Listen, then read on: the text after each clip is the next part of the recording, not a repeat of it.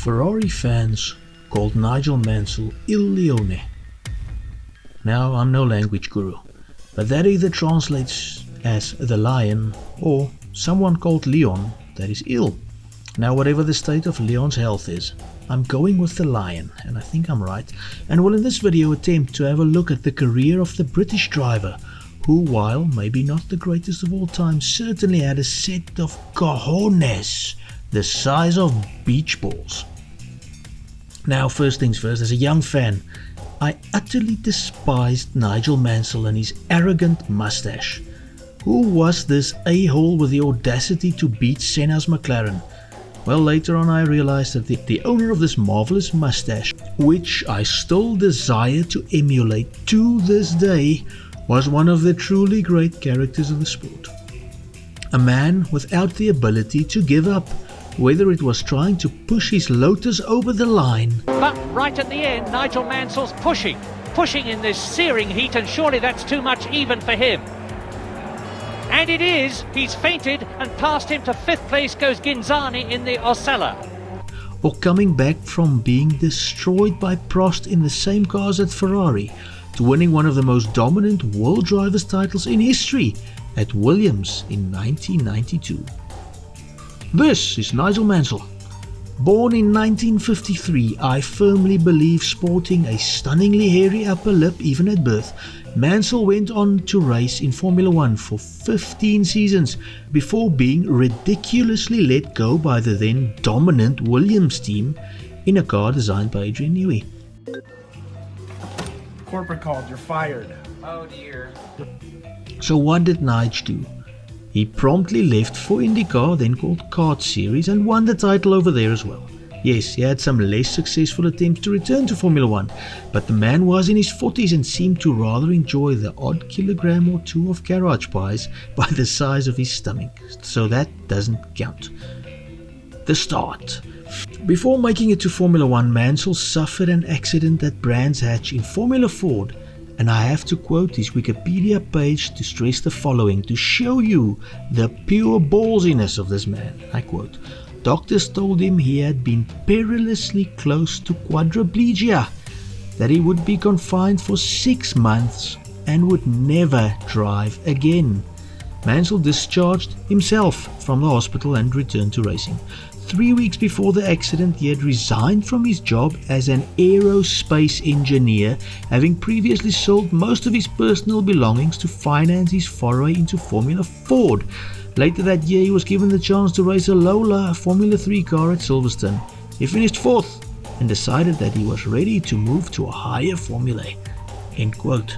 During a spell in Formula 3, he had another massive crash, this time with Andrea de Cesaris, cartwheeling his car, breaking vertebrae, and being said to have been lucky to survive in the days before Halo.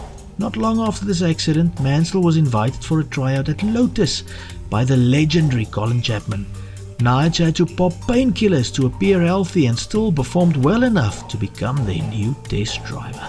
Now, Lotus was a proper and popular British team led by proper tea-drinking, cucumber sandwich-eating Brits, and Nige donned his greatest Union Jack boxers and battled for them from 1980 to 84. Yeah, he was only the test driver for 1980, but he made his racing debut at the Austrian GP. A fuel leak in the cockpit that developed before the race started left him with painful first and second degrees burns on his bum, and his engine failed, costing him his first couple of race finishes. Andretti, Mario that is, left the team at the end of the season, and Nige was promoted to take his place for 1981.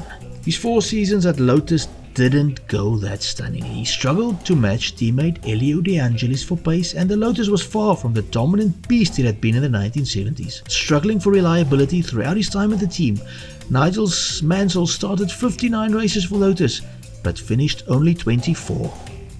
Failing to win a race, but finishing 3rd 5 times. Some Lando vibes there. In 1982, team boss and visionary Colin Chapman passed away, and it hit Mansell hard. Mansell was quoted as saying, "The bottom dropped out of my world. Part of me died with him. I had lost a member of my family." End quote. Chapman had treated Nigel as co-team number 1 despite being outperformed by De Angelis. But replacement boss Peter Waugh saw De Angelis as the undisputed number 1, and to be fair, he did outperform the mighty Moustache during their time together. Although De Angelis did get better parts and the superior engine at times. In 1984, Nigel achieved his first pole position, but he was sacked for 85 to be replaced by some Brazilian kid called Senna, a rivalry which would get interesting later on. Williams, the first time. For 85, Frank Williams assembled the hairiest-faced team in history. Mansell would partner Kiki Rosberg, owner of the second greatest mustache ever in Formula 1, and dad to Nico, I beat Lewis in equal machinery Rosberg. I'm pretty sure they wanted to race bare-chested, sporting some gold chains. But even back then the FIA was just no fun, so they forced the Williams boys to wear race suits.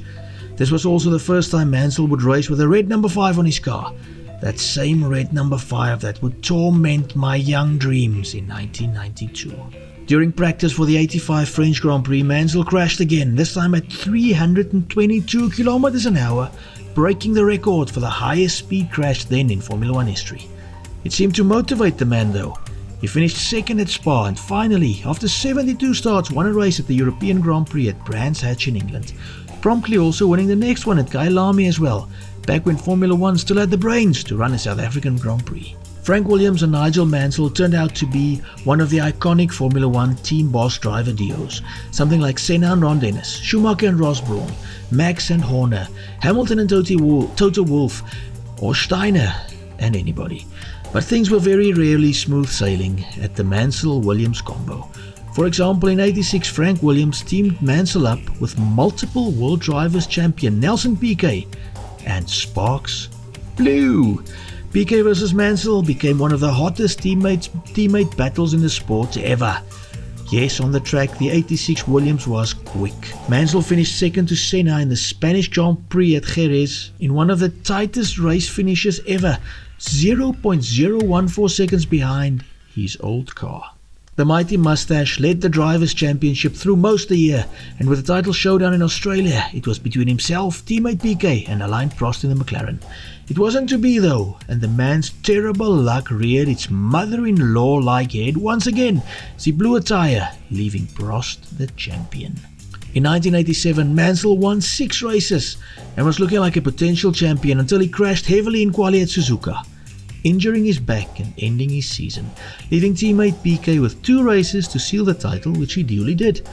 The two of them were at war, and some less than nice things were said by Max's daddy-in-law about, among other things, Mansell's poor wife. Let's have a look at that. Eu me lembro que fizeram assim, você, pra quem se dedica o campeonato? Eu dedico pra mim mesmo, pô, foi o que eu ganhei, pô, vou dedicar pra quem, pô? Quadra.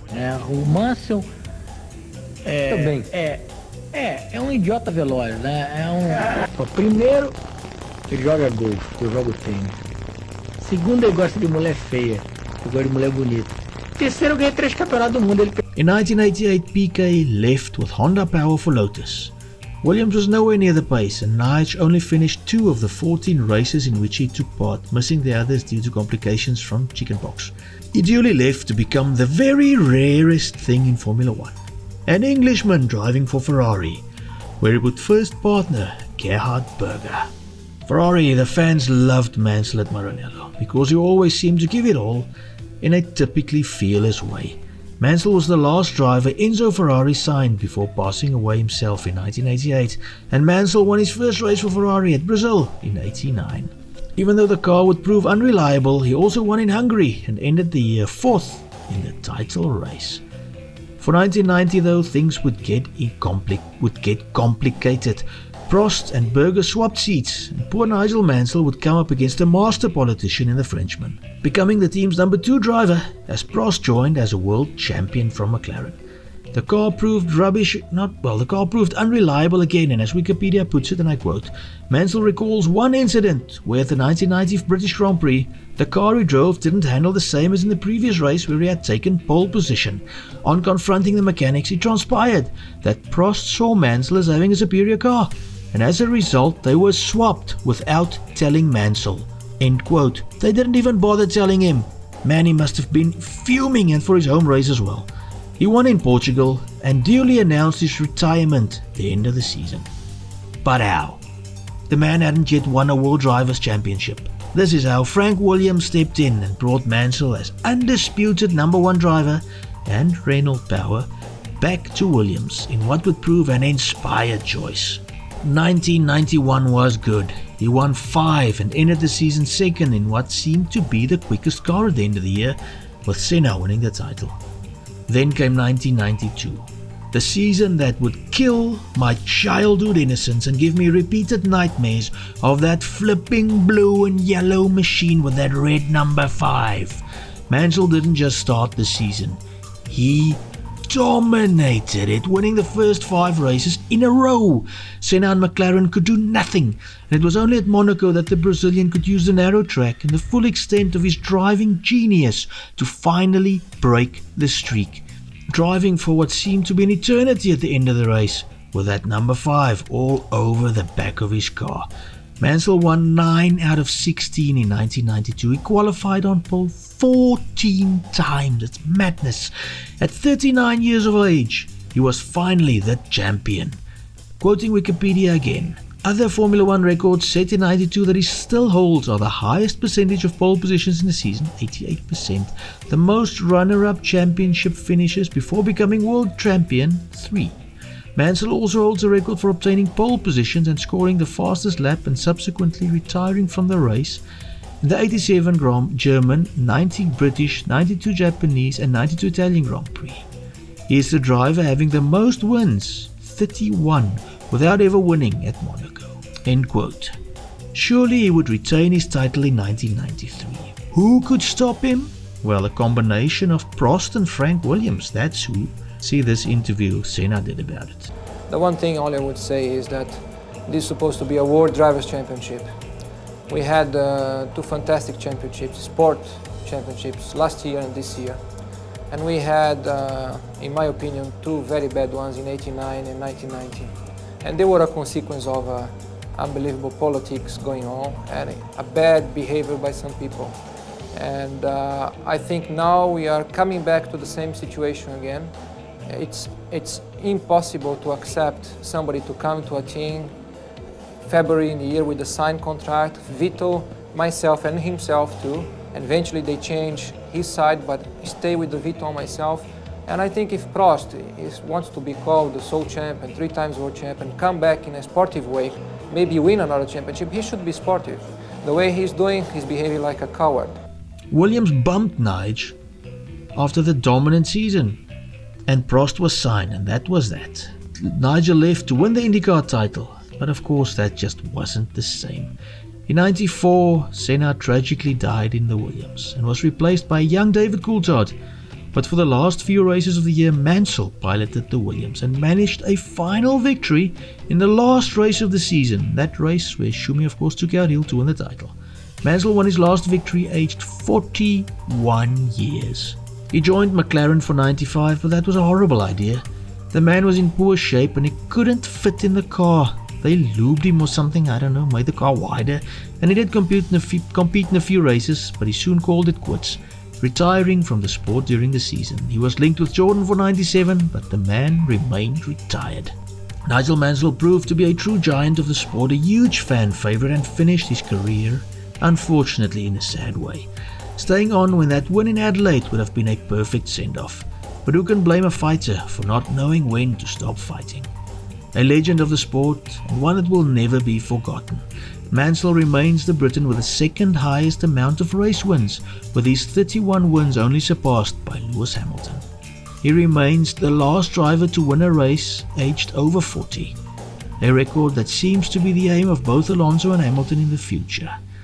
I don't know if they'll break it though. A giant on and off the track, and a pleasure to do a video about. I sincerely hope that you enjoyed our effort, and I hope it did Nigel Mansell proud. And I humbly implore you to consider subscribing and sharing the video to friends. Thank you for spending some time in our company. May God bless you. Goodbye.